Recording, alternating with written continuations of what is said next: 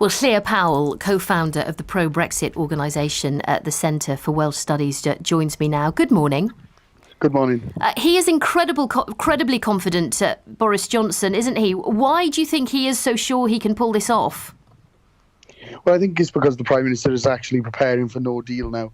That's the important thing that Theresa May never did do. I think his counterparts over in the European Union, like Angela Merkel, and across the continent actually believe that Britain will leave on the 31st of October now. A no deal.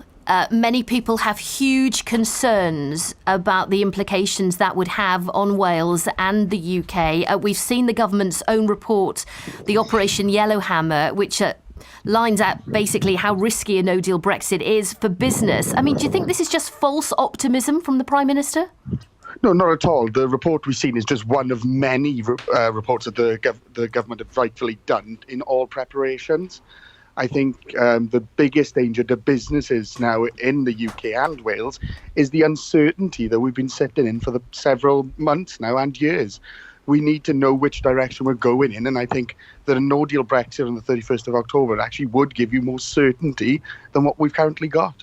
But the report says, in a reasonable no-deal scenario, HGVs could be waiting over 2 days to get through customs. Even if things will be all right in the long term, you can't deny there is massive potential short-term impact that could have really stop local businesses in their tracks, isn't there? Well, we've seen reports before the referendum that said if we voted to leave in 2016 that the economy basically would be in a recession right now, which we haven't actually seen. These reports no one's got an actual glass ball that can see into the future. All we can do is prepare for them, and the government has made huge changes since these reports were last done. Gibraltar was actually mentioned. The government of Gibraltar was mentioned in these reports, saying about the dangers for them. When they've seen that these leaked reports came out, they've actually said that there's been huge drastic changes since that report was produced. So they are out of date, and whoever did leak them obviously had an ulterior motive for it. We know that civil servants in Whitehall haven't been optimistic towards Brexit and have held it in a bit of a negative attitude. But the country voted to leave, and the important thing now is to get on and do it. And I've been speaking to a number of businesses out there now, and the country voted to leave. It didn't vote for no deal, though, did it? We didn't vote for no deal.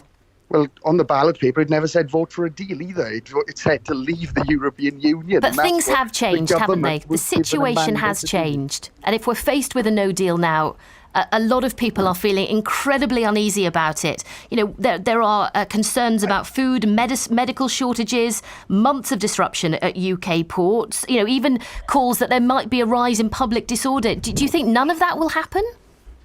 Well, no, I don't. I've heard all these scaremongerings before, and you say public attitude has changed. I really don't see it. People I speak to, ordinary people on the streets, are saying the same thing, that they think that the people here have decided something and government has a duty to get on with it. What's making people feel uneasy is we're living in a country where government sees itself as a master and not a servant to the people. That's a scary factor. And to suggest all these scaremongering stories again is an insult to the people themselves who decided we're going to leave the European Union. And we've produced a number of papers at the Centre for Welsh Studies, and even the European Parliament produced a paper themselves on a smart border that shows that these issues on the border can be solved with technical solutions, and the government has made huge strides towards it. Sorry, say again, the situation with the border can be solved? Solved with technical solutions. The European Parliament produced back in 2010. What are those technical solutions? What could they be?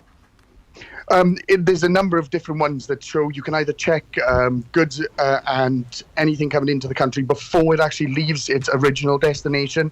There's different ways of checking it, not at the port here, but at a second destination.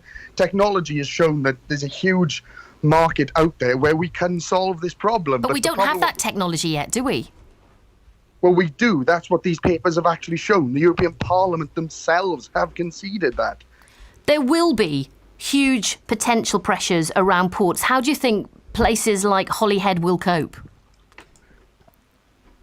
Well, that's what the government has outlined now. When they've spoken to the head of the port of Calais, the preparations we've already been doing. And in fairness, the French have done a fantastic job their end as well to reduce these queues. has been massive, the preparation in that.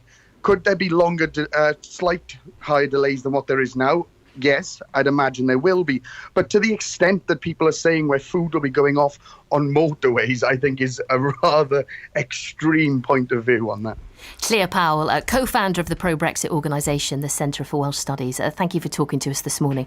Coming up a little later, something good came out of the